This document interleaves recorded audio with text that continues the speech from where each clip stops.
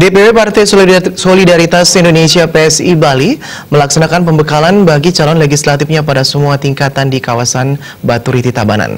Pembekalan berupa strategi efektif dalam harus melakukan money politik diberikan langsung Ketua Bapilu DPP PSI Endang Tirtayana untuk meraup suara memenangkan partai dan menduduknya kadernya di legislatif pada pemilu legislatif 2019 mendatang.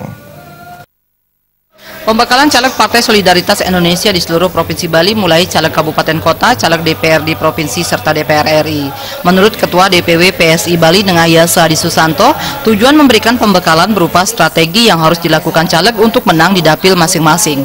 Selain itu, para caleg mendapatkan cara yang efektif untuk meraup suara tanpa harus menghamburkan uang, tidak membagikan sembako serta tidak melakukan money politik.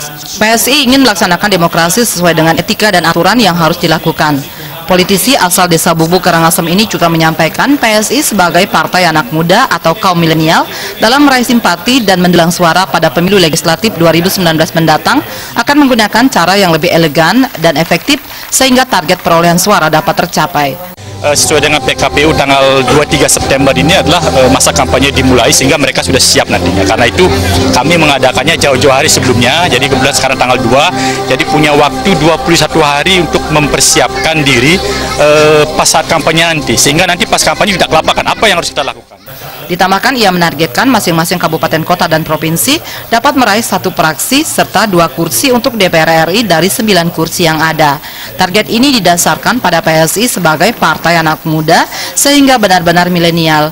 Selain memanfaatkan media sosial, PSI juga dalam kampanye akan melaksanakan kegiatan yang menyangkut kaum milenial dalam penyampaian program maupun identitas PSI sebagai partai baru dan bukan partai daur ulang untuk menempatkan anak muda menjadi legislator.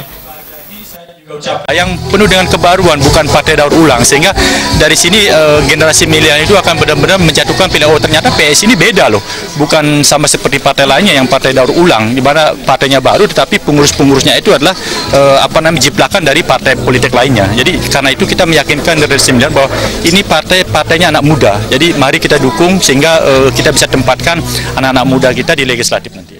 Sementara Ketua Badan Pemenangan Pemilu Bapilu DPP PSI Endang Tirtayana memberikan apresiasi tinggi kepada DPW PSI Bali yang telah lebih awal melakukan pembekalan caleg. Hal ini disambut antusias ratusan caleg untuk memenangkan pertarungan di daerah pemilihan masing-masing. Terkait perolehan kursi di masing-masing dapil merupakan target yang rasional karena secara infrastruktur dan potensi caleg sangat memungkinkan untuk perolehan kursi. Untuk itu DPP PSI akan memberikan support maksimal melalui pembekalan secara detail strategi efektif agar masyarakat memberikan pilihannya pada PSI. Partai yang ada mengedepankan hal-hal yang sifatnya kemudian sesuatu yang tidak bersifat gagasan, tidak bersifat visi, tidak bersifat edukasi. PSI diharapkan memang betul-betul melakukan politik kebaruan dengan cara mengedukasi publik tentang apa yang akan diperoleh publik jika kemudian partai ini nanti mereka percaya untuk menjadi salah satu partai yang akan lolos di parlemen.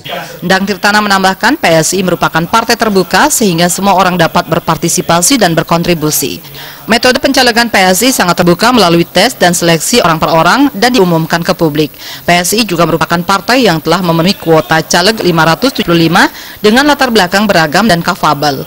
Pihaknya optimis PSI akan memperoleh suara nasional 7-8% pada Pileg 2019 mendatang.